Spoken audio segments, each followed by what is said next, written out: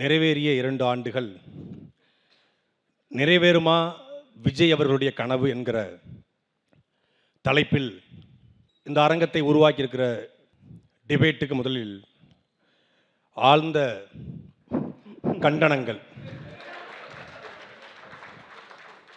கனவு என்பது அண்ணன் பிலிக்ஸ் சொன்னாங்க, தூங்கும்போது வருவதுன்னு. தூங்கும்போது வருவதல்ல கனவு, உன்னை தூங்க விடாமல் துரத்துவதே கனவு என்று இந்தியாவினுடைய முன்னாள் குடியரசுத் தலைவர் நம்முடைய விஞ்ஞானி தாத்தா அப்துல் கலாம் சொல்கிறார். அப்படி மரியாதைக்குரிய தாவேகாவோட தலைவர் சகோதரர் விஜய் அவர்களுக்கு என்ன கனவு இருக்கிறது?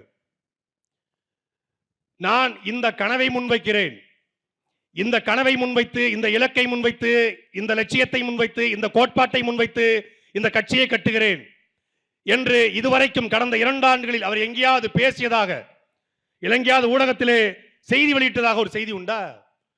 கல்வி, கல்விக்கேற்ற வேலை, வேலைக்கேற்ற சம்பளம், சம்பளத்தை கொண்ட தன்மானமிக்க வாழ்வு என் கனவு என்று எங்களுடைய அண்ணன் செந்தமிழன் சீமான் சொல்கிறார். அதுபோல அவருக்கு ஒரு கனவு இருக்கிறதா? ஆரம்ப கல்வி முதல் ஆராய்ச்சி கல்வி வரை, எல்கேஜி முதல் பிஹெச்டி வரை அனைவருக்கும் தரமான சமமான உலகத்தர கல்வியை கொடுப்பேன். எம்எல்ஏ பிள்ளை தொடங்கி சாதாரண ஒரு தானி ஓட்டுநர் பிள்ளை தொடங்கி எல்லோரும் அரசு பள்ளிக்கூடத்தில் தான் படிக்க வேண்டிய சட்டத்தை போடுவேன் என்ற கனவு மரியாதைக்குரிய சகோதரர் விஜய்க்கு இருக்கிறதா? மருத்துவமனை, சாதாரண காய்ச்சல் தொடங்கி புற்றுநோய் சிகிச்சை வரை தரமான மருத்துவத்தை, இங்க அரசு மருத்துவம் இலவசம் தான், ஆனால் தரம் இல்ல.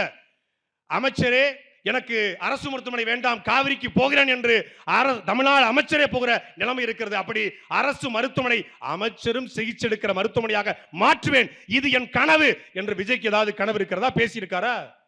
என் நிலம் பால்பட்டு விட்டது நாசக்கார திட்டங்களால், ஸ்டெர்லைட், மீத்தேன், ஹைட்ரோ கார்பன் இது போன்ற திட்டங்களால் என் நிலத்தில் கூடிய நாசக்கார திட்டங்களை விரட்டி அடித்து என் நிலமும் வளமும் சார்ந்த தொழிற்சாலை உருவாக்கி தற்சார்பு பொருளாதார கொள்கையில என் நிலத்தை உருவாக்குவேன் என்கிற கனவு அண்ணன் சீமானுக்கு இருக்கிறது. அப்படி விஜய்க்கு ஏதாவது கனவு இருக்கிறதா?